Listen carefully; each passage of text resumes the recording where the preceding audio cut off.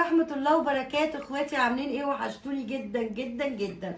هنعمل النهاردة أكلة كل الناس بتحبها، والأطفال والكبار والصغيرين وكله. هنعمل بانيه. جبنا صدور بانيه، صدور بتاعة الدجاج. طبعا ما تبصوش للتقطيع، الراجل هو اللي مقطعها مش أنا. دلوقتي هنعمل ايه بقى للبهارات بتاعتنا؟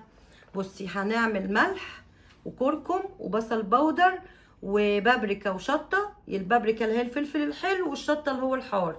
ودوت قلنا ده توم بودر، يبقى ده بصل بودر، وده فلفل اسمر، والملح تاني. هم دول الواحد اتنين تلاتة اربعة خمسة ستة سبع حاجات اللي هنحطهم فقط. تمام اهم. بنزل بيهم على الدجاج بتاعي او الفراخ بتاعتي، اديهم تقليبه حلوه كده مع بعض. اوكي. احط معلقه صويا صوص، معلقه صوص الباربيكيو، هتلاقيه في كل السوبر ماركتات. معلقه حلوه كده. تمام. هنقلب كله بقى، ولما نحط بقى ايه، تلت كوبايه حليب او لبن، تلت بس، مش هنحط بيض. جربي وصفتي وهتعجبك جدا جدا جدا، وهتدعيلي من قلبك. بعد كده اخر حاجه هحطها نص ليمونه، بتدي مزازه رهيبه رهيبه رهيبه لتتبيله البانيه. حبيبه قلبي، بعد بقى ما سبتها هي سايباها هي بتتنقع مع بعضها وتتبل، هحط معلقتين دقيق. تمام، معلقتين حلوين كده، سكر كده شبهك.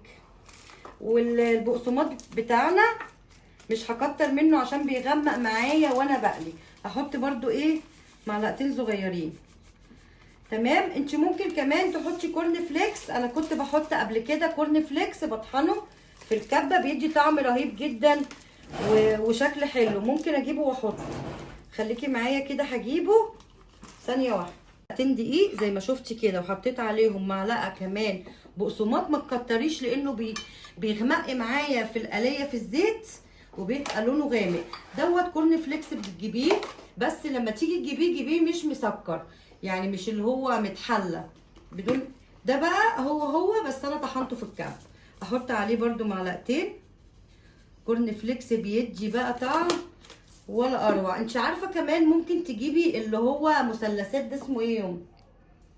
ايه ده على ايه؟ المثلثات اللي انت زي اللي قالتي منه ده. دوريتوس. ايوه، ممكن تجيبي دوريتوس كمان. دوريتوس اللي هو المثلث. دوريتوس، ايوه صح، بقوله صح. ماشي صح. ما تلخبطونيش بقى. ماشي. فين الكيسين؟ احط خلطه البانيه اللي انا جايباها دي، فيها بهاراتها وجميله جدا جدا جدا. ما بتزوديش ملح بقى علشان هي متملحه. احط كمان الكيس التاني. بعد كده بحط بهاراتي، بحط شويه كركم، واحط شويه بابريكا اللي هو الفلفل الحلو.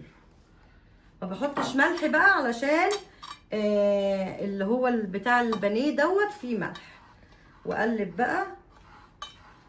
تمام. هاخد البانيه بتاعي وانزله كده واعمل كده، ما امسكش بايدي وهو ايه مبلول. شايفه اهو. دي على الناحيه التانيه كمان اهو. بعد كده لازم ابطط كده عشان ما يفكش معايا في النار. شايفه؟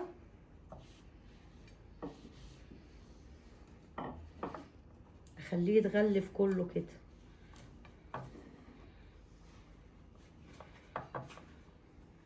بعد كده همسكه من الحرف واعمله خبطه كده عشان الزياده ده ما ينزلش يسود لي الزيت بتاعي اهو، واحطه كده.